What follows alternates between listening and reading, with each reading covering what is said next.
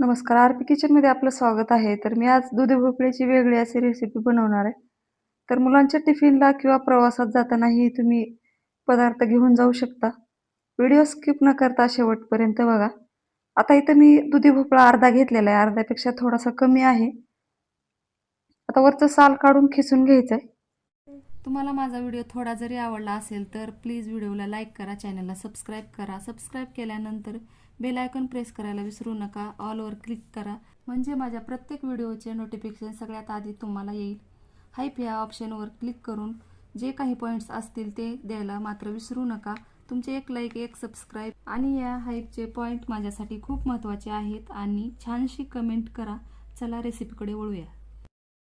आता इथं मी दुधी भोपळा खिसून घेतलेला आहे. इथं हरभऱ्याची 2 चमचे डाळ भिजत घातली होती मी अर्धा तास अगोदर.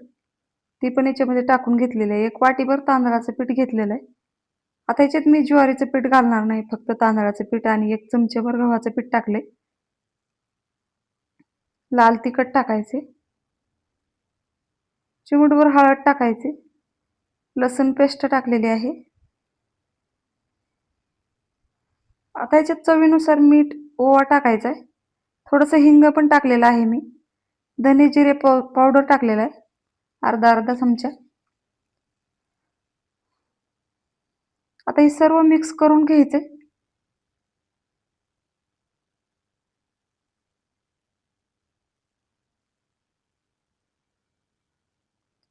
आता ह्याचा पिठाचा घट्ट असा गोळा तयार करून घ्यायचा आहे. आता मी ह्याच्यात थोडंसं तूप पण टाकलेलं आहे.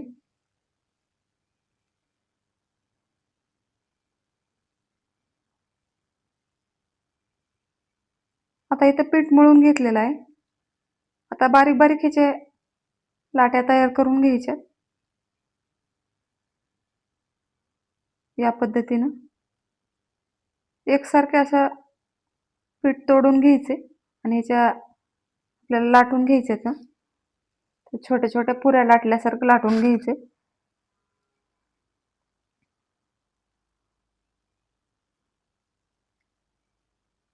आता इथे एकसारखे गोळे बनवून घेतलेले आहेत मी.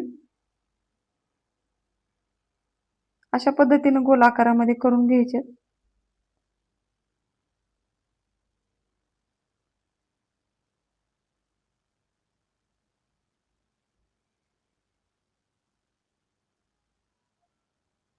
आता इथं पोळपाटावर लाटून घेतलेला आहे. आता पोळपाटावर जास्त चिटकत आहे, त्यामुळे मी अशा पद्धतीनं 2 तुकडे घेतलेले आहेत मेनकापडाचे, चौकोनी आकार करून. तर या पद्धतीनं आता ह्याला सर्व पुऱ्या मी लाटून घेणार आहे आणि मध्यभागी वेच पाडून घ्यायचे.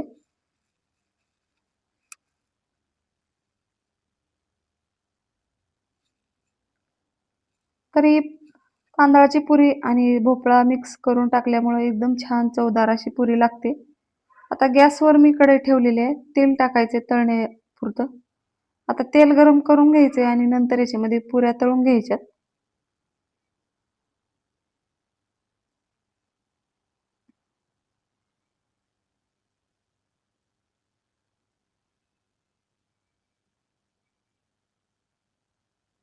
आता या तेलामध्ये जेवढ्या पुऱ्या बसतील एवढ्या तळून घ्यायच्या.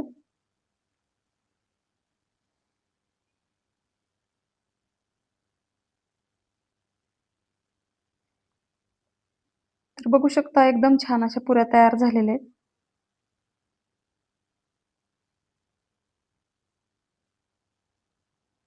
आता याच पद्धतीनं मी सर्व पुऱ्या तळून घेणार आहे.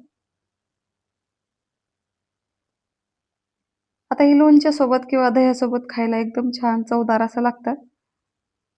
आता तयार झालेल्या आहेत सर्व पुऱ्या. माझ्या चॅनलला सबस्क्राईब करा, लाईक करा, शेअर करा. व्हिडिओ बघितल्याबद्दल धन्यवाद.